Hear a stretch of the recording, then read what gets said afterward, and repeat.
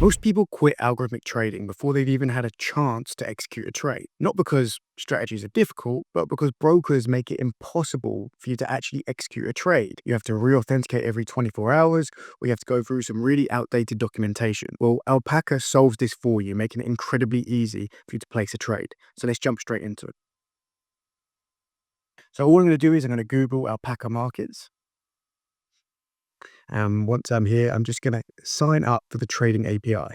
Obviously, I've already done this, so I'm just going to log into the trading API. Okay, now I'm here. All I'm going to do is I'm going to head over to the home page, and then I'm going to make sure that I'm in a paper account. So you can see here, this is a paper account, and you can set up a new one. You can create as many as you want.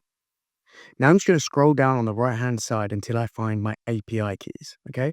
And once I'm here, I'm going to generate a pair. And what that's going to do is it's going to create a key, but it's also going to create a secret API key. You can click the generate button or regenerate if you've already done it. And all I want you to do is save those keys somewhere really safe. And that's all we need. Okay, so now we're ready to jump straight into the code. And as you can see, it's incredibly simple to get connected. All we need to do is install Alpaca Pi. So we do that simply through this. So it's just going to be pip install Alpaca Pi. Okay. And once that's done, you'll be able to import this.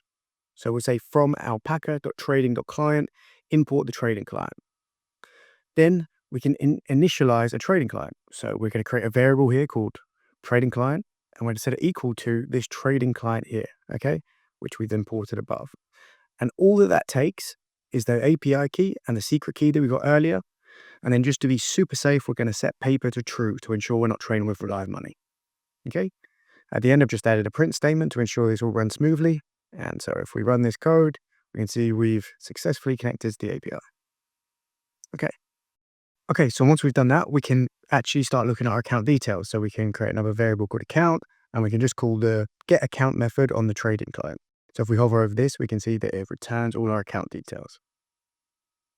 Okay, now we've got that, we can start seeing what's actually inside that by just doing account dot and having a look at what's in there. So for example, we could look at the portfolio value. So we can say PF value equals this, PF value. We can see that we've got $10,000 in there, okay? And there's lots of other things that you can have access to. All you need to do is simply click here and you can see everything that you might want to have a look at.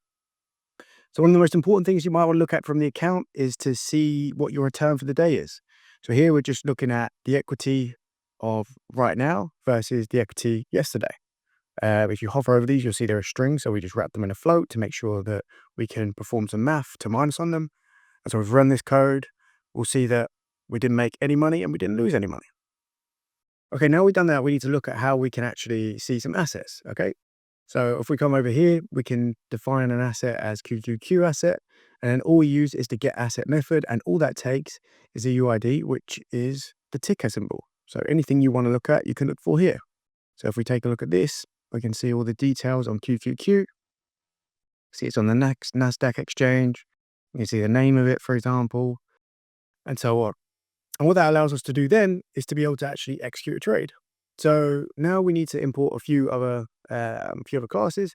So we've got the market order request here, which allows us to just put a simple market order in, which means it's not a limit order. It's not based on a specific price. We're just going to buy at the market price. And then we just need here this class called order side and time in force, and it will make sense shortly.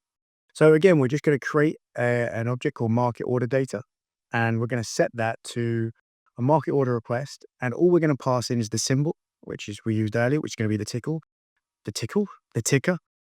quantity, so how many shares do we want to buy, what type, what position, what side of the trade do we want to be on? We want to be on order side.buy, and the time in force, how long do we want this trade to last?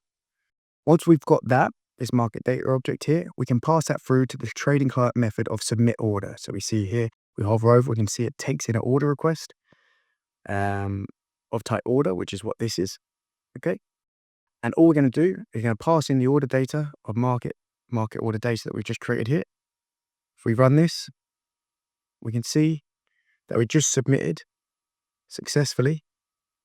So created at today, so the 20th, and we should be able to see quantity of 5, time 4th day.